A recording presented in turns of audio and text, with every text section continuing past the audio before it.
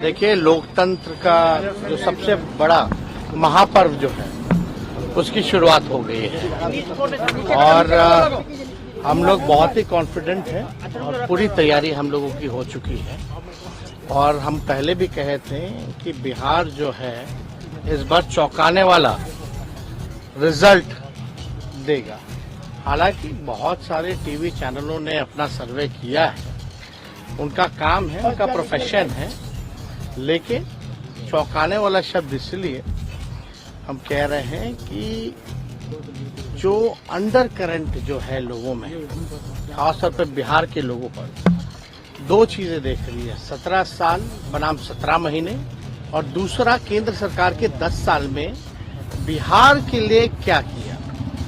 बिहार को ना special package मिला, कोई भी काम जो है बीजेपी की सरकार ने, एनडीए की सरकार ने कोई काम नहीं किया जिसका क्रिटिसिज्म माननीय मुख्यमंत्री जी और उनके अन्य मंत्रियों ने भी किया। और हम लोगों का तो पुराना जो मांग रहा, जो हम लोगों ने आरक्षण बढ़ाया था महागठबंधन के लोगों ने, जो 75% की जो सीमा की थी भाई, उसको शेड्यूल 9 में करने का, वो भी कोई काम नहीं किया। अब भाजपा में जाते ही मुख्यमंत्री जी कुछ बोल नहीं पा रहे।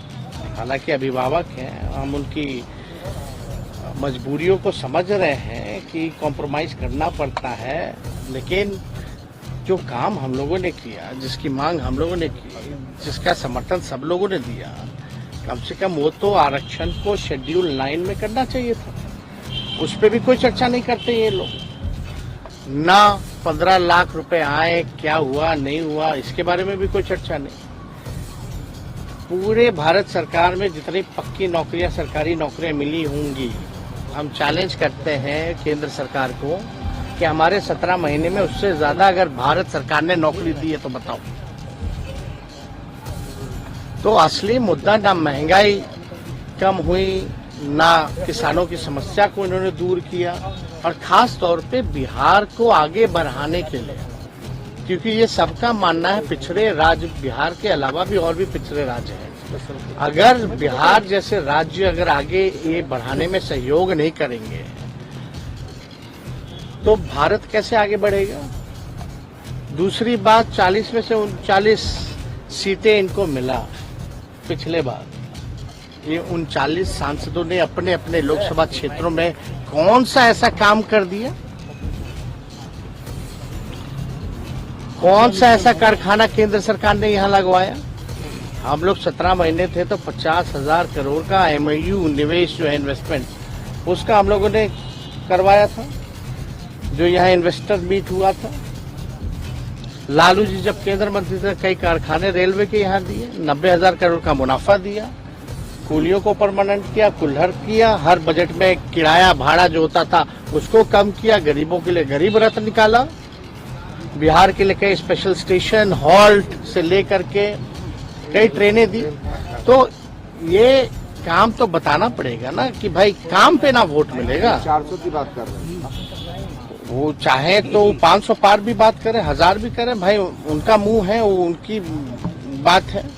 लेकिन हम तो भाई जो हकीकत है, जो सच्चाई है, जो जनता की बात है, उसी को हम कहेंगे। तो बिहार जो है, हम लोग पूरी तरीके से कॉन्फिडेंट है। बिहार जो है देश को दशा दिखाया है हमेशा। इस बार भी मुख्यमंत्री जी चले गए हों, लेकिन बिहार की जनता वहीं खड़ी है, भाजपा को रोक। सूचना दे दिया जाएगा, है ना। अब तो हो ही गया, अब कितना आज बॉम्बे में है, राहुल गांधी जी ने खुद फोन करके निमंत्रण दिया था, तो आज हम लोग जा रहे हैं। जहाँ बताओ, 17 महीने में कोई पेपर लीक हुआ था क्या? और इसी को कहते हैं असल माफिया राज। अद्भुत है भाई, सरकार बदलते ही भाजपा जैसे आ गई सरकार में, एडमिट कार्ड के पीछे आंसर लिखा हुआ है। देश में ऐसा कहीं नहीं हुआ, ये अद्भुत। कुछ लोग माफिया राज खत्म करने की बात करते हैं, लेकिन हकीकत में हो क्या रहा है ये बिहार में।